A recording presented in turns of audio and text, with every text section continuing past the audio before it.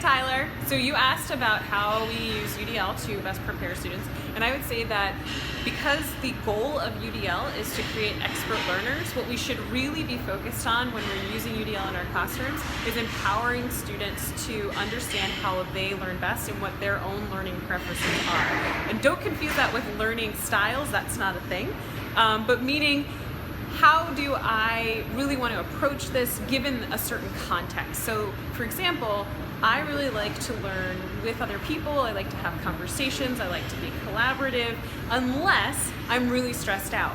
If I'm really stressed out, for example, if I'm taking advanced statistics, then I want to have time to go be by myself, be quiet, think about things, and then watch YouTube videos on my own until I feel confident enough and have digested the information enough to be able to go have that conversation.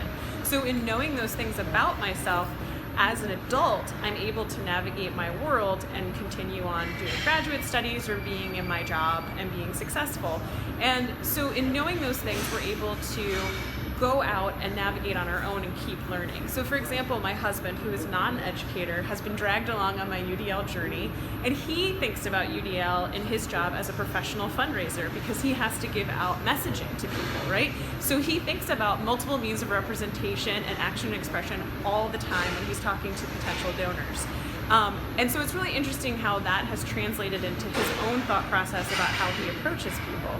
So again, we're really driving people to think about their own learning, which is why I like to think of the UDL framework as a metacognitive tool. You're stopping and thinking about how do I learn, and how do I teach, and how do I learn again. So it's recursive, and we just keep on focusing on that so that we can continue on our path of being expert learners and constantly self-discovering and learning.